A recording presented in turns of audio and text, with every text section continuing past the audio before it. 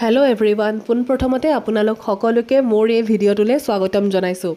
মোৰ মাতটো শুনি চাগে গম পাইছে, মোৰ গা একদমেই ভাল নহয়। আজি 3 দিন মানে হৈ গ'ল জ্বৰ চৰ্দি হৈ একদম অৱস্থা বেয়া হৈ গৈছে। মেডিচিন লৈ আছোঁ, তথাপিতো গা এতিয়ালৈকে ভাল পোৱা নাই।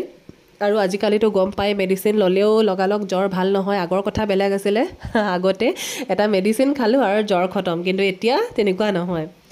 7-8 দিনটো লাগিয়ে যায় সম্পূৰ্ণৰূপে ভাল হওঁতে।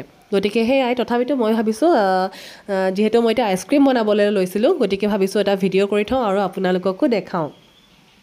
প্ৰীতে কেইবাদিন ধৰিও মানে আইচক্ৰীম খাওঁ কৈয়ে আছে। সি আইচক্ৰীম খাই খুবেই ভাল পায় আৰু প্ৰায়ে আইচক্ৰীম খায়ে থাকে, ওলাই গ'লে আইচক্ৰীম খায়েই। আৰু সিহঁতৰ স্কুলত যিহেতু আইচক্ৰীম বিকে, ছুটিৰ সময়ত তাৰ লগৰবিলাকে আইচক্ৰীম খোৱা দেখে, গতিকে সিও উৎপাত লগাই মোক মানে পইচা দিবৰ কাৰণে, আইচক্ৰীম খাবৰ কাৰণে। মাজে মাজে অৱশ্যে দিওঁ মই পইচা খাবৰ কাৰণে, সদায় কিন্তু দি থাকিব নোৱাৰি, কাৰণ যিহেতু সেইবিলাক আইচক্ৰীম ইমান এটা ঠিক নহয়। গতিকে মই তাক ক'লোঁ যে মই এতিয়া ঘৰতে আইচক্ৰীম বনাই দিম আৰু তুমি স্কুলৰ পৰা আহি আইচক্ৰীম খাব পাৰিবা। তো সেইকাৰণে মই বনাবলৈ লাগি গ'লোঁ।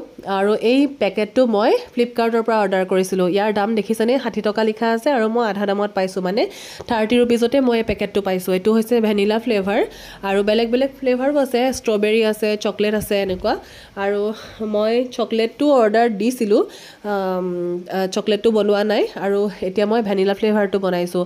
ষ্ট্ৰবেৰীটো মই অনা নাই, ষ্ট্ৰবেৰীটো ইমান খাই মানে ভাল নাপাওঁ আমি, সেইকাৰণে ষ্ট্ৰবেৰীটো অনা নাই। এতিয়াতো অৱশ্যে মই এনেও খাব নোৱাৰোঁ, মোৰ যিহেতু জ্বৰ চৰ্দি হৈ আছে। ময়ো অৱশ্যে আইচক্ৰীম খাই বেয়া নাপাওঁ দেই, ভালেই পাওঁ, কিন্তু এতিয়া গা বেয়া কাৰণে খাব নোৱাৰিম আৰু।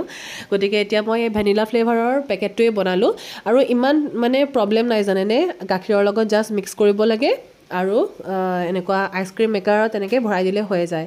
আৰু এনেকুৱা আইচক্ৰীম মেকাৰ এটা কিনি ল'লে বেছি দামো নপৰে, যিহেতু যদি আপোনালোকৰ ঘৰত আছেতো টেনশ্যনে নাই, আৰু যদি নাই আপোনালোকে এনেকুৱা এটা কিনি ল'ব পাৰে। কিনি খোৱাতকৈ এনেকৈ বনাই ল'লে আপোনাৰ বেছিহে হয়, কাৰণ এতিয়া মই 30 টকা দেখিছে নহয়, 6টা হৈয়ে গৈছে আইচক্ৰীম। গতিকে এনেকৈ বনাই ল'লে মই ভাবোঁ খৰচ কমহে পৰে আৰু খায়ো ভাল লাগে আৰু চাফাও হয়, কাৰণ বাহিৰততো আপোনাৰ কেনেকৈ কি বনাই আমি দেখা নাপাওঁ, এনেকৈ ঘৰত চাফাকৈ আমি বনাই খাব পাৰোঁ।